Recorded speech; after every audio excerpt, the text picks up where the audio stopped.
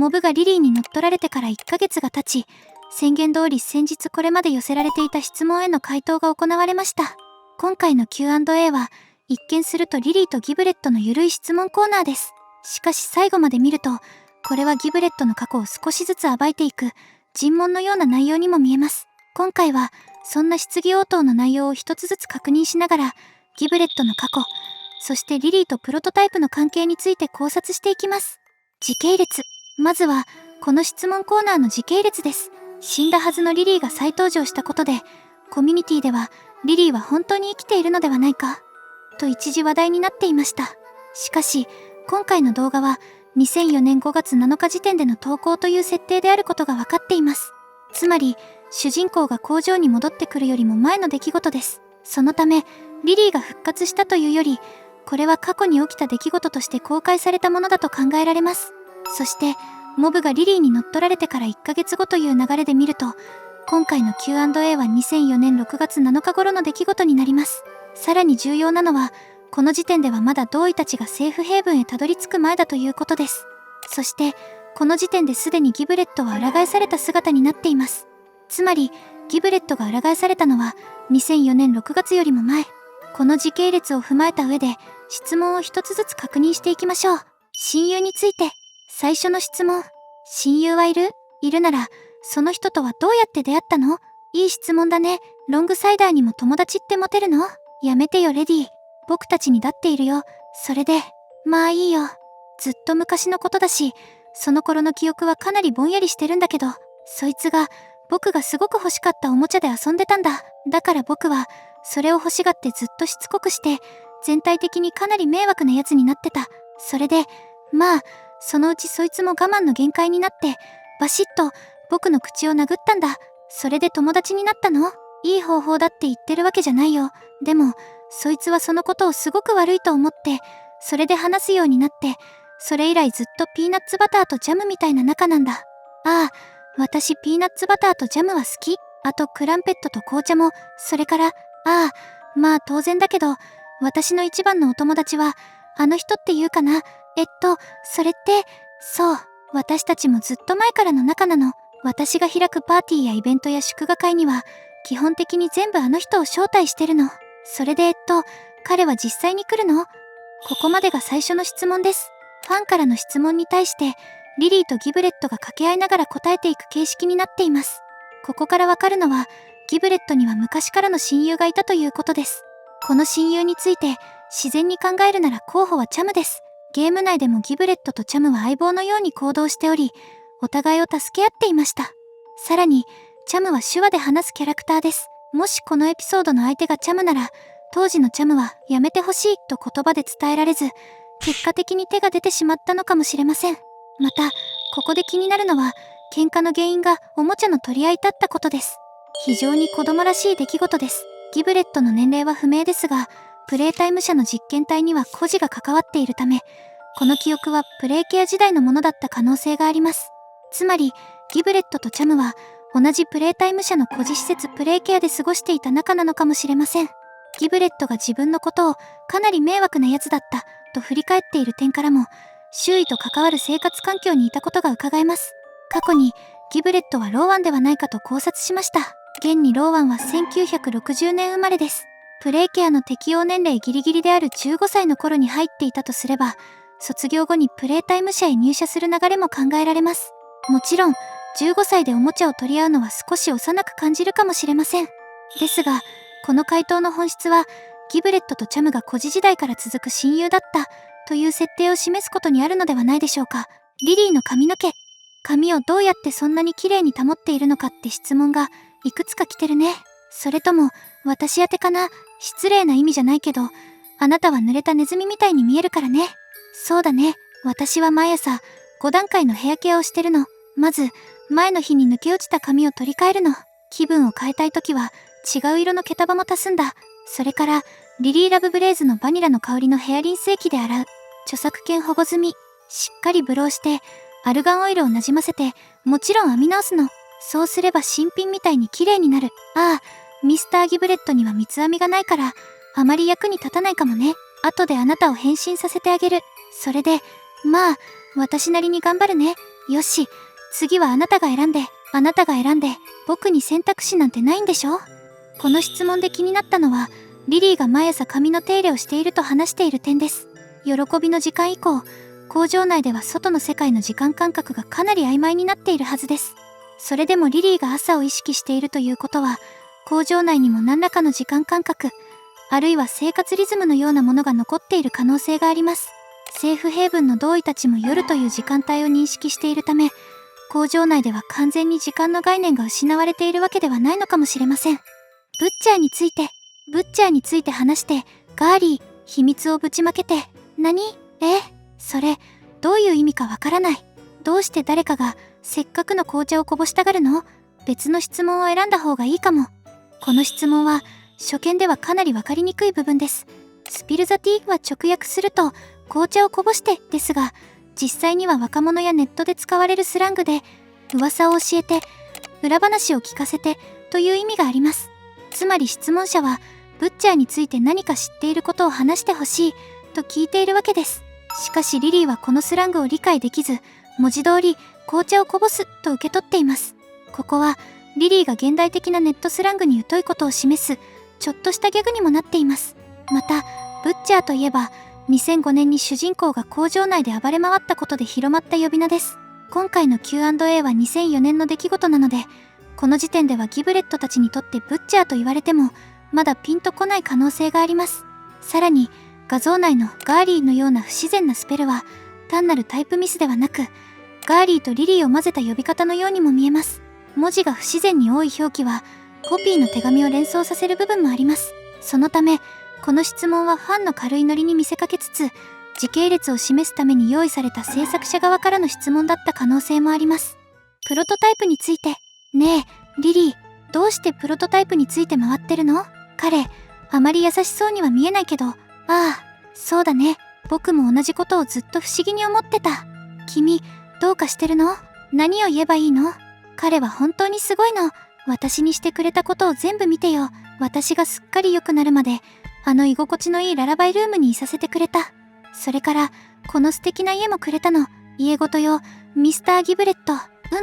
でも彼は、私これをやりたい。この質問ではリリーがなぜプロトタイプについて回っているのかが語られます。彼女はララバイルームにいさせてもらったことも、この家を与えられたことも全てプロトタイプからの行為だと受け取っています。ただしゲーム内の資料を踏まえると、これはかなり歪んだ認識です。プロトタイプにとっては制裁や支配だったとしても、リリーはそれを恩恵やご褒美のように感じている。この推奨ぶりはキャットナップがプロトタイプを神のように崇拝していた姿とも重なります。つまりリリーもまたプロトタイプを恐れる側ではなく、プロトタイプに愛されていると信じている側のキャラクターなのです。ギブレットの歌。ギブレットに歌ってもらって。ああ、やだ、いい考え。ダメ。ダメ。お願いだから歌わせないで。私のジングルを歌って。リリーのジングルを歌って。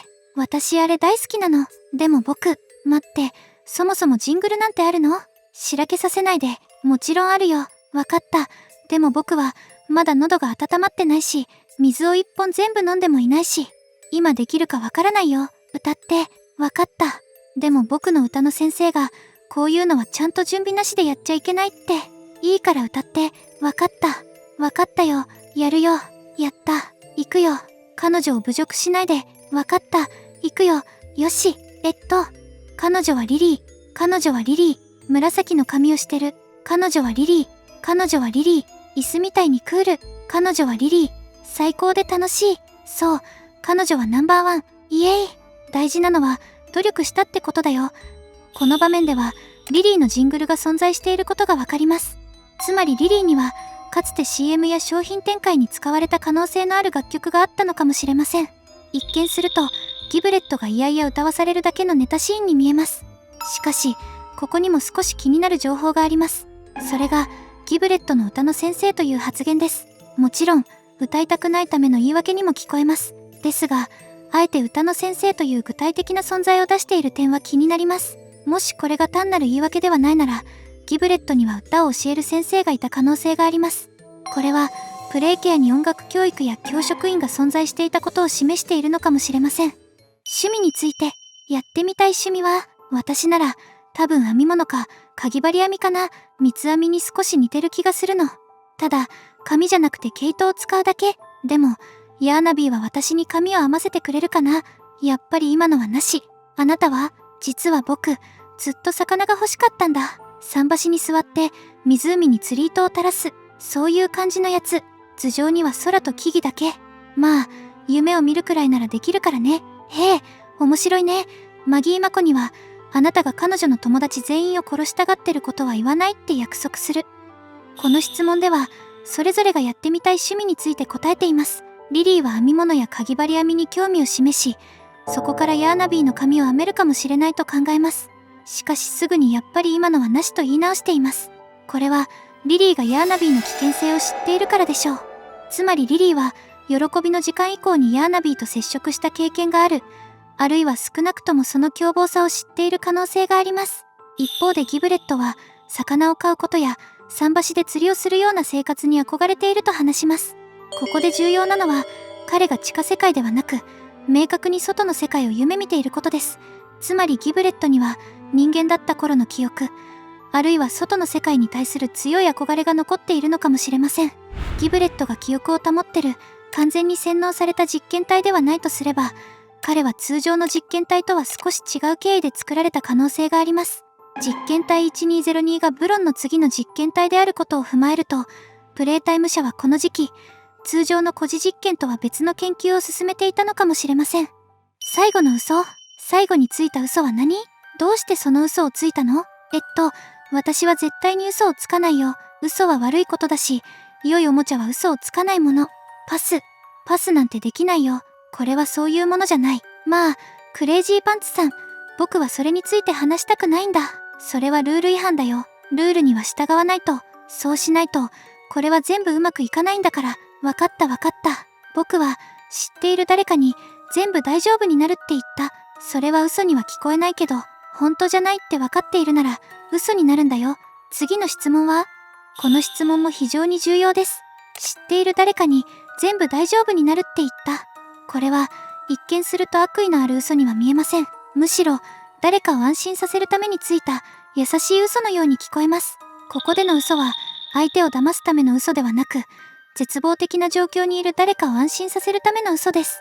だからこそ、その嘘はただの嘘ではなく、仲間を思う気持ちと一緒に、今も彼の中に重く残り続けているのかもしれません。ハギーのピン、ファッションアクセサリーについて教えて。素敵なアクセサリーって大好き。あなたもそうでしょう。ミスター・ギブレット。私は数えきれないほど持ってる。でも、どうやらお友達はあなたのことを聞きたいみたい。やった。ああ、そうだね。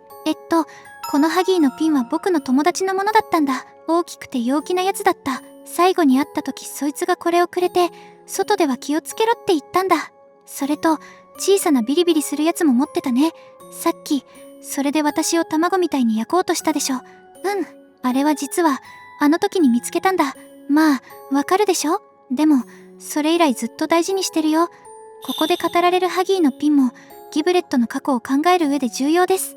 ギブレットは、そのピンが友人のものだったと話します。文脈から見ると、これは普通のプレゼントというより、お守りのように渡されたものに見えます。そして、この友人はチャムではなさそうです。なぜなら、ギブレットはチャムとは今でもつながりがありますが、このピンをくれた相手とは、最後に会ったと表現しているからです。大きくて陽気な存在。ポピプレで唯一の陽キャといえば、一人しかいません。同意です。同意とギブレットには友好的な関係がありました。そのため、ギブレットと同意は、ある時期に行動を共にしていた可能性があります。そして、ギブレットが危険な場所へ向かう前、あるいは同意たちと離れる前に、同意がハギーのピンを渡したのかもしれません。鼻がない理由？鼻はどこ？変な質問だね。明らかに鼻はあるでしょ。レディー、それ、君宛てだと思うよ。冗談でしょ。明らかにそれは、待って、あなた。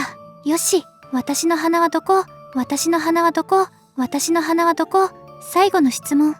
この質問は、一見すると完全なネタ枠です。リリーが自分に鼻がないことに気づき、パニックになる場面はかなりコミカルに描かれています。しかし、このデザインにも意味がある可能性があります。今回の Q&A では、嘘がかなり重要なテーマとして扱われています。リリーは、良いおもちゃは嘘をつかないと言い、自分は絶対に嘘をつかないと主張します。そこで思い出されるのが、嘘をつくと鼻が伸びる操り人形、ピノキオです。リリーにはそもそも鼻がありません。つまり、鼻がないというデザインは、彼女が嘘をつけない、あるいは嘘をつかないキャラクターとして設計されていることを示しているのかもしれません。もちろんこれは考察ですが、今回の Q&A で嘘が重要なテーマになっていることを考えると、単なる見た目のネタだけではない可能性もあります。裏返されたギブレット、どうしてそんななの？そんなってどんな？ほら、どうして裏返されたの？どうして追い出されたの？わかった。これは楽しかったけど、その話はしたくない。誰にでもそんなことをするわけじゃないでしょ？私、いろいろ聞いてるんだから、本気だよ。他のことなら何でも聞いていい。でも、僕はこれには答えない。どうして、誰を守ろうとしてるの？もしかして、あなたの親友？やめろ。友達に嘘をつく。友達のために嘘をつく。それは良くない。全然良くない。君、何なんだよ。どう思う？お友達？嘘つきには何をするんだっけ？悪いおもちゃには何をするんだっけ？ここからわかるのは、リリーがギブレットの過去について、かなり重要なことを知っているということです。リリーは、嫌がるギブレットに対して執拗に問いかけます。どうして裏返されたのか？どうして追い出されたのか？そしてリリーは、こう続けます。プロトタイプは、誰でも裏返すわけじゃない。それだけのことをしたから、あなたは裏返されたんでしょ？私はその噂を聞いている。つまりリリーは、ギブレットがただ事故のように裏返されたのではなく、何かの罰として裏返されたと見ているわけです。さらにリリーは、ギブレットが自分の罪を隠しているだけではなく、誰かを守るために黙っているように話します。そして、その相手として出てくるのが親友です。つまり、ギブレットが裏返された理由には、彼の親友、チャムが関係している可能性が高いです。ここで重要なのは、ギブレットの3つの発言です。1つ目、ギブレットは、過去に誰かへ全部大丈夫になると嘘をついた。これは危険な状況にいた相手を安心させるための嘘に見えます。2つ目、ギブレットは同意と思われる友人から外では気をつけろと言われ、ハギーのピンを受け取っている。これは普通の日常会話ではなく、危険地帯へ向かう前、あるいは逃亡や潜入の前の別れに見えます。3つ目、ギブレットは裏返された理由だけは絶対に話そうとしない。リリーが誰を守ろうとしてるの？もしかして親友？とつくことから、ギブレットの沈黙は自分の罪を隠すためだけではなく、誰かを守るための沈黙に見えます。さらに重要なのは、ギブレットが裏返される前の姿で、すでにポピーと会っていることです。ところが、裏返された後に再会した時、ポピーは最初、彼がギブレットだと気づきませんでした。つまり、ギブレットはポピーと別れた後、どこかのタイミングで姿を変えられたことになります。ここから見えてくるストーリーはこうです。1997年のおもちゃ戦争以降、ギブレットはポピーやドーイたちと別れ、チャムを守るために嘘をつき、何かを隠した。その結果、プロトタイプ側の支配権から追放され、罰として裏返されたのかもしれません。リリーは復活する？だったら、君はセラピストのプロトタイプか何かに相談した方がいいんじゃない？僕はこの答えを言わないから、わかったら放っておいて、戻ってきて。私たちのゲームはまだ。あなたはおかしい。僕はもう行く。それから、君のお茶会は最悪だ。ああ、逃がさないよ。私のお茶を飲めるなんて、あなたはすごく幸運なことなのに。彼は私を愛してる。誰よりも私を愛してるの。バイバイ。いいよ。もう、私たちのゲームは終わりみたいだね。まあまあ、次があるから遊んでくれてありがとう。最後には、リリーの髪から抜け出したギブレットが無事に逃げ切ります。ここで気になるのは、リリーの最後のセリフです。次があるから。この言葉は、今後リリーが再登場することを示唆しているのでしょうか。Q&A という前例から考えると、博士のように今後何らかの形で再び登場する可能性もあります。ただし、リリーはすでに落下によって大きく損傷しているため、完全に元の姿で復活するとは限りません。むしろ、プロトタイプの一部として取り込まれている、あるいは別の形で再利用されている可能性もあります。いずれにしても、リリーの次があるという言葉は、今後の展開への含みを持たせたセリフに見えます。この動画が面白かったら、チャンネル登録、高評価をお願いします。